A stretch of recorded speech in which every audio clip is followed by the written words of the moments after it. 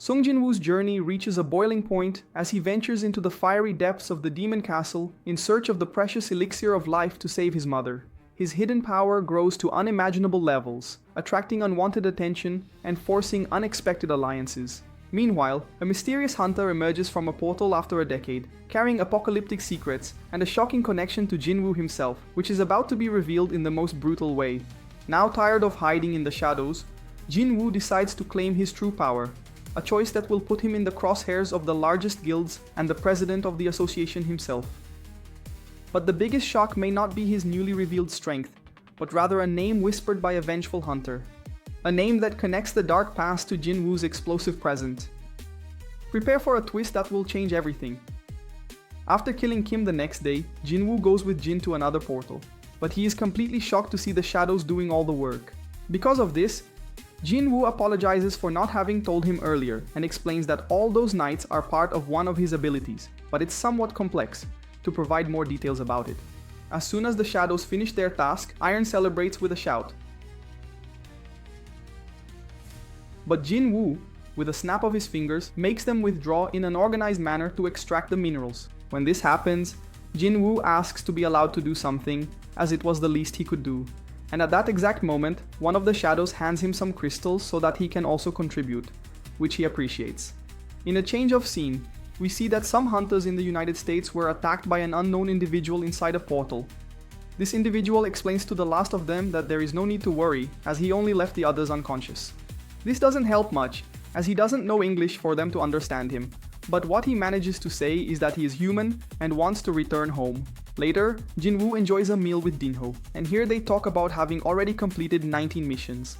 Dinho thanks him for his help, as it wouldn't have been possible without him. Additionally, he shares his future plans. First, he will take the written exam at the association. Then he will use it as a bargaining chip to negotiate with his father. Then he asks what he will do, to which Dinho responds that he might not be able to contact him for a while, as he needs to go somewhere. As soon as he hears this, and being a little drunk, Dinho makes it clear that if he considers him a nuisance, he can simply say, "so," and he will respect it. He has a brother 10 years older, but he doesn't like him and they never spent time together as brothers. On the other hand, he saved his life and fulfilled his request, and that's why he wishes he were truly his brother. A few seconds of silence pass, and as soon as Jinwoo pours him a little more beer, he lets him know that from now on, he is his younger brother. This makes Jinwoo immensely happy, to the point of suddenly acting overly kind. Returning to the unknown individual who appeared in the United States, he has now been detained by the country's organization. The officials comment that he has not yet been identified, but the individual claimed to be a foreign hunter. Furthermore, he says he was trapped in a portal for 10 years and couldn't get out. Then he found the portal that leads to the United States. Another point to consider is that he does not speak English very well, so an interrogation assisted by an interpreter is pending, but it cannot be ruled out that he might be a humanoid beast. As for what they intend to do with him, they have requested the help of a rank hunter in Washington, Hwang Dong-Soo. So, will they be able to proceed with the investigation as soon as he returns to the country? Lastly, this unknown individual said that his name is Sunan Hwan. The next morning, Jinwoo prepares for his trip and informs his sister that he will be away for a week. Jin, upon learning that he is leaving after work, simply assumes it's with a girl, so she wants to know more about this girlfriend he has. Our protagonist in turn ignores her accusations, clarifies that he is going out with a friend, and then leaves. Later, he arrives at the entrance of the Infernal Castle, recalling that when he fought against Cerberus, his level was around 20, but now it has tripled. Without further ado, he takes the key to open the large gate, thus accessing a special portal that leads him to the Infernal Castle. As he advances through the corridor, a message appears with the mission information. It states that the Infernal Castle is filled with demons, and he must collect the souls of these beings, with the requirement being to gather 10,000 of them.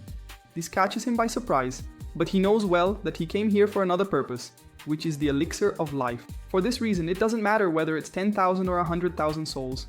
He will obtain each and every one of them, immediately drawing his dagger as he faces some demons to eliminate. Now we are with Jinwoo, who is having a private meeting with his father, where he asks to be given the guild after showing his resume and stating that he is prepared. His father finds it strange as he knows the proposal he made to his brother, but Jin considers what he plans to do very risky, referring to choosing a stranger to make him the guild master.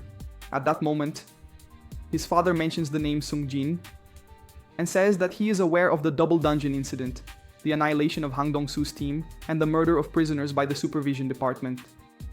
Jinwoo was involved in these 3 incidents and came out unscathed, and also participated in all the missions he organized.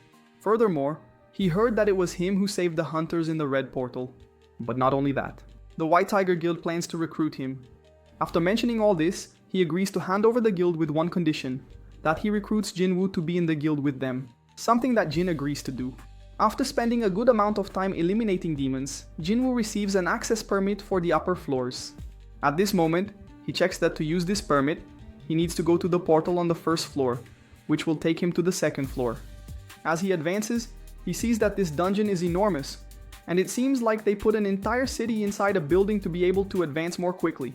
What he does is summon one of the ice bears, which was precisely their leader. By riding it, he makes it clear a path through the demons at great speed, and due to its strength, he decides to name it Tan. My friend isn't very creative with names actually. Now we are with Chan, who is enjoying a pool in a private gym, something that other hunters find unusual because she doesn't usually frequent these places. There she recalls a conversation she had with the guild leader, Choi, whom she asked why he didn't make public the information about the ants with wings, and he responds that it's by order of the association, as they say revealing this now would only cause panic, but that she shouldn't worry about it, since now is the time to gather strength. This way, they will be able to progress and fulfill the duty they have as the largest national guild. Returning to Jinwoo, as he advances, he thinks that when he obtained the key, he was afraid it might be an S-rank dungeon. At the moment, these demons are little more than rank B. There are many of them, and they get stronger as he ascends the floors. But by focusing on eliminating the one who has the permission for each floor, he sped up the journey he has to make. Although, if the demon castle mimics the structure of the original tower, he will reach up to the 100th floor, so he doesn't know how strong they will be when he gets there. He also doesn't know if he will have enough food. Also remembering the promise he made to Dina, which means this is a race against time. That's why he keeps defeating more and more monsters, climbing the floors at great speed, which causes the number of soul collections to grow at an accelerated pace. Once he completes this requirement, he reaches the point that will take him from the 49th floor to the 50th. And here he is greeted by a legion of demonic knights with a huge boss behind them. Without wasting time, he summons his shadows to be prepared, and soon confirms that the name of this demon is Red Vulcan, the greedy, the lord of the lower floors. On the other hand, Han and Park visit Jinwoo's apartment, but they see that only his sister is there. It's been days since any incursion has been recorded, but it doesn't seem like he has gone abroad, and the last time the association located him was in the city. She quickly asks how he knows all this, and Han responds that it's his job, having an interest in where he might be at this moment. Returning to the great battle approaching for Jinwoo, he orders his men to take care of the other demons, as he will fight the boss alone. Soon after, his men advance to attack while he stays behind. As his intelligence has increased, he can control more soldiers, which makes the battles easier. But when he focuses his attention on the boss, who hasn't moved from his spot, in the blink of an eye, it disappears, already in front of his shadows, to deliver a powerful blow with his mace. In response to this, Jinwoo reaches him at great speed to meet him with a charged punch, something that sends him flying a great distance. He didn't expect this at all, and assumes it's thanks to the increase in strength. But as soon as the boss Vulcan regains his composure, he lets out a bone-chilling scream that significantly boosts his stats, similar to what Cerberus did. Then, they start rushing towards Jinwoo with great urgency, who quickly asks Iron for his large shield, thus managing to block the tremendous blow he delivers. But from then on, Vulcan unleashes a relentless barrage of blows. As soon as Jinwoo finds an opening between his attacks, he throws the shield on his arm to stop him and flank him in order to counterattack. What he didn't expect was that Vulcan would react with incredible speed, allowing him to surprise Jinwoo with an instantaneous attack. In that split second, the ruler's hand skill levels up, and acting accordingly. Jinwoo uses it to deflect the trajectory of the mace and thus manage to dodge. Once safe, he realizes that Vulcan was able to predict what he was going to do. Then he rethinks the strategy he should use to defeat him. As soon as he dodges one of his attacks, what he does is run in one direction, but Vulcan charges towards him like an unstoppable machine. What Jinwoo plans to do is restrict his movements, and he gets an idea when he sees a collapsed building further ahead. When he reaches it, he manages to evade Vulcan so that he collides with the building, and when Vulcan recovers from the impact, he draws another of his daggers to attack him from above, by surprise. This allows him to successfully cut his neck, which is enough to defeat him. As a reward for this, he receives the World Tree Fragment, which is one of the items he needs. We drastically change locations to see Dong-Soo finally interrogating Sung, acting with some aggression due to being in a bad mood, especially because Sung is not answering his questions. Suddenly, Sung asks how much humanity knows about portals and monsters, as these things are just the tip of the iceberg. This has awakened a power that can resurrect cataclysms, the worst possible calamity, but he cannot say more. Dong-Soo, not understanding anything he says, then asks what his point is, to which Sung responds that his goal is to eliminate this calamity, and that their large number of hunters is useless against this power, even if they gather the whole world. Ignoring what he says, Dong-Soo comments that he has the nerve to use a name, despite being a monster, and furthermore, claims to have a wife and 2 children.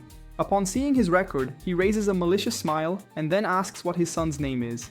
Sung responds that it is Jinwoo, but immediately senses a bloodlust. For his part, what Dong-Soo does is give him an insignificant piece of news. His son is dead, so if he wants to greet him, he'll have to do it in the afterlife.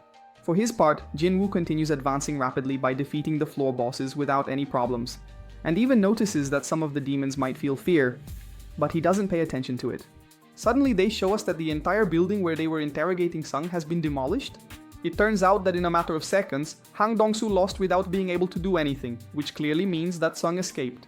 At this point, Jinwoo has reached the 75th floor, and since his food has run out, he decides to stop here. But at least he knows he won't leave empty-handed, as he obtained the giant's earring from the 50th floor and the necklace that the skeleton boss he just defeated gave him. Individually, the items are good, but the set effects, when having them together, are even better. And given the advantage they offer, he deduces that the last missing item of the set comes from another boss. The Sphere of Avarice, which he also obtained, is not bad, although he cannot use it, but fortunately, it can be transferred, and he gives it to the other mages, thus doubling the power of their magic.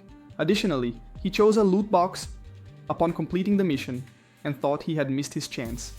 But that was not the case.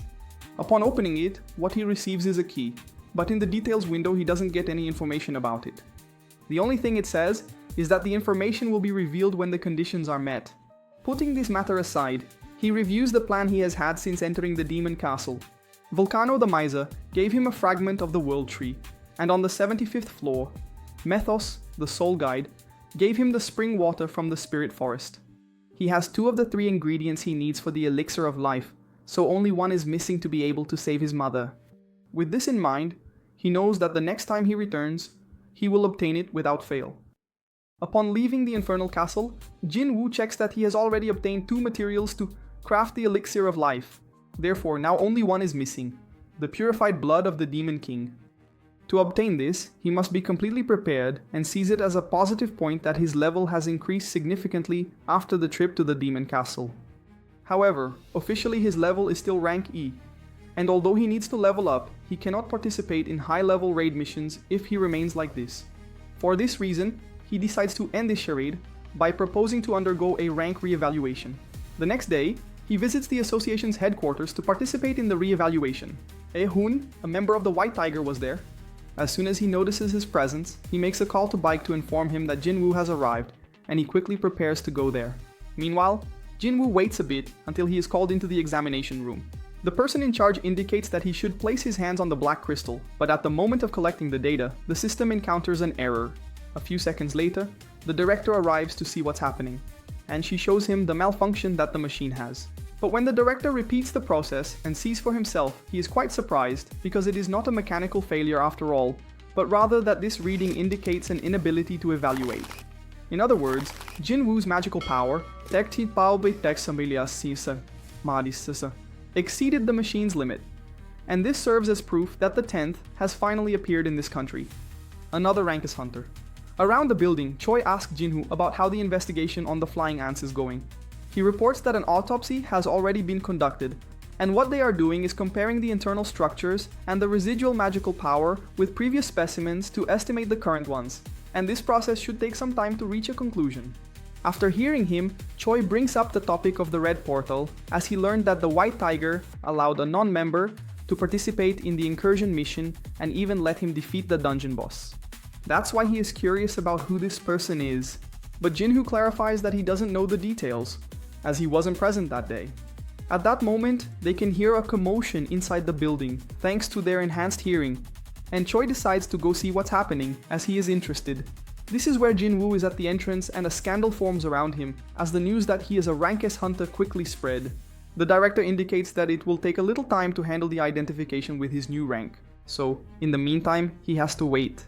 A few seconds later, Choi enters along with Ginkgo, and everyone present immediately recognizes him as he is the head of the Hunters Guild. Jinwoo recognizes Choi right away as he is quite aware of the titles he holds and his status. But although he introduces himself cordially to speak with him, Jinwoo walks past while clarifying that he is in a hurry and has to go. This leaves Choi quite surprised, but he doesn't take it the wrong way. He soon realizes that Jinwoo disappeared without a trace, and Jinwoo believes he must be the assassin type. At that moment, Baek arrives wanting to look for him, and Choi confirms how special Jinwoo is thanks to his unexpected arrival, in addition to being an individual who overcame the red portal.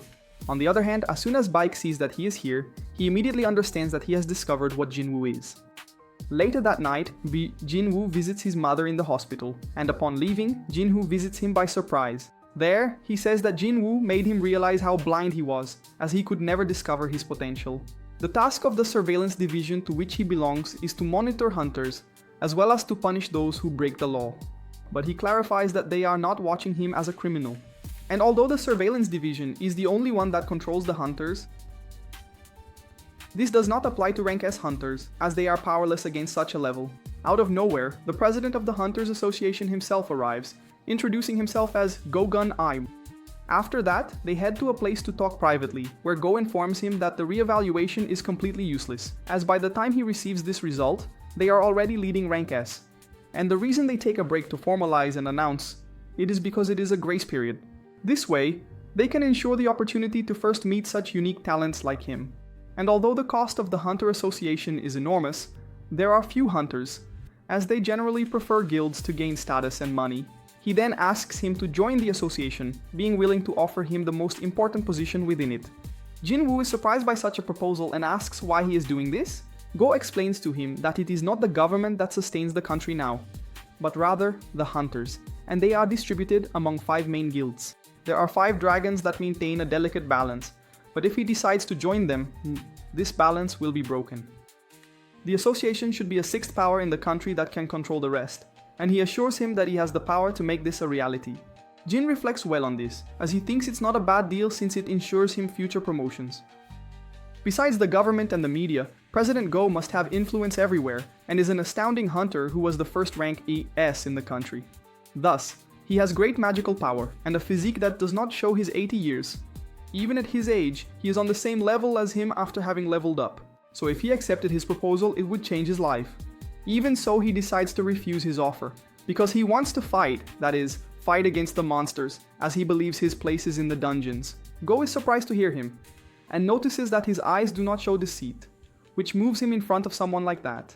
What he does is accept Jinwoo's response, who, after apologizing, ends up leaving to go home. On the way, he reminds himself that he has to keep leveling up to be able to heal his mother, and it's something he cannot stop, as he has the ability to keep growing.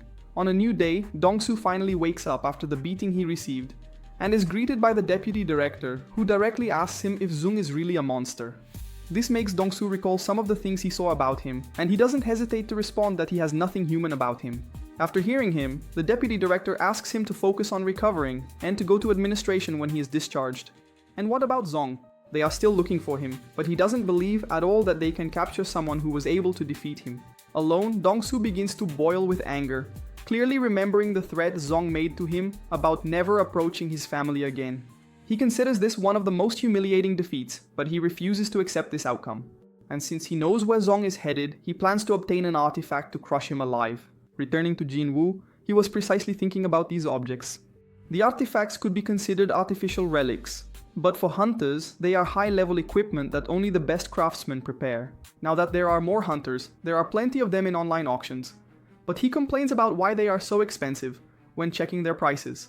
He wants to take the perfect equipment to the Demon King's castle, but he doesn't see anything convincing in the store. And since the sphere of avarice is transferable, he sees it as an option to sell it in order to get money. The enhancement rates of the best equipment range from 20% to 30%, and this sphere has the power to double magical damage, so it should be quite valuable. The problem is that it belongs to someone of rank E, so they will probably investigate its origin. If it had been registered in an A rank portal, there would be an excuse, but being of rank E, it's impossible. By doing a little research on the web, he finds an ad looking for people to mine in high-level portals. Now we are with Go, who examines Jinwoo's information in detail, and finds the appearance of his ID strange, as it looks like a young man in the photograph. Then he asks if he tampered with his rank. Jinchu indicates that Jinwoo suffered several lethal injuries, so he doesn't believe that's the case. As for his mother, she suffers from eternal sleep, and he is dedicated to paying for his sister's education, which makes him the financial pillar of the family. Additionally, there is information that he recently joined the Hunters Guild raid, but he is in the mining group. Returning to Jin, he now presents himself to his superior to work in the mining group, and is received without any issues. Despite being rank E, he knows that in high-level dungeon raids, tasks need to be divided. The attack group eliminates the monsters, the mining group extracts the mana mineral, the collection group, well, gathers the monster corpses, and although this requires people, it ends up being quite profitable. While thinking about this, Choi finds himself inside the rank A portal, and doesn't hesitate to use his powerful fire magic to sweep away the large monsters in front of him. Strategically, he has the tank-type hunters focus on defense, advancing with ease thanks to their abilities. At this moment, he suggests to Hai to be careful with the smell, as he knows she has a nose sensitive to certain aromas. After a while, Jinwoo sees him coming out along with the others from the portal, having managed to defeat all the monsters except the boss with ease. This catches him a bit by surprise, as they all came out unscathed. Despite it being a rank A portal, which confirms to him that Choi's power is genuine. He also closely observes the second in command of the Hunters Guild, and the 9th S-rank hunter in the country, Chae-Rayan, the ballerina. Jinwoo opines that she is someone overwhelming, and even wonders how many people in the world have the same aura that she possesses. For a moment, Choi feels a very powerful presence coming from a direction, as if it were coming from President Go, but he believes it's his imagination since he can't find anything. Jinwoo remains hidden and notices that she is more perceptive than he expected, as it was not far from her being able to identify him among the crowd. After that, he enters with the mining and gathering group to work, and already being in the portal, he confirms the peculiarities of it being an A-rank portal. As for the boss, he supposes it must be superior to Vulcan in castle methods, having an interest in seeing it for himself. At that moment, he is underestimated for being simply an E-rank, but one of the miners shuts up when he receives his sharp gaze. When he starts working, Jinwoo demonstrates great strength and endurance in extracting the minerals. This allows him, when break time comes, to convince his superior to let him continue mining. He does this with the intention of taking advantage of the fact that no one is supervising him, so he can use this time to go see the boss. But when he finally reaches the entrance and draws his dagger to be prepared, out of nowhere Choi appears, questioning or wanting to know what he is doing there. The presence of Chae-Rayan emerges unexpectedly at the most inopportune moment. Jinwoo, trying to go unnoticed while exploring the limits of the rank A portal, finds himself face to face with one of the most powerful and perceptive hunters in the country. Will his rank E disguise finally be exposed? How will he react to this sudden appearance? The confrontation is inevitable. What do you think will happen? Leave your theory in the comments below. If you're enjoying Jinwoo's power climb and mysteries, don't forget to like and share this video with your friends. And of course, stay tuned for the next video, where we will discover the consequences of this explosive encounter and continue to unravel the secrets surrounding our shadowy hunter. You won't want to miss it.